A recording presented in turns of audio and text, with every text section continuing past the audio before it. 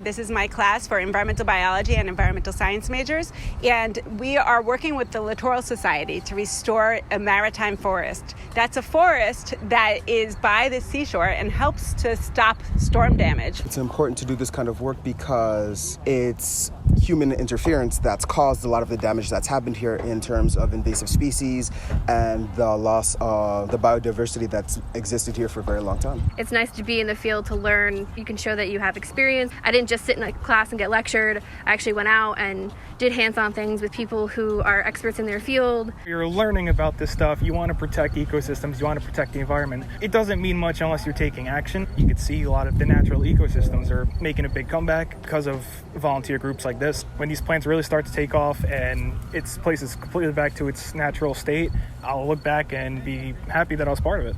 This idea of service learning and experiential learning is key and core to all of our majors in our School of Environmental and Sustainability Sciences. Right? As freshmen, they start to learn those skills so that by the time they graduate, they have an intense skill set. Our students are finding jobs right away in these areas because they have so much experience.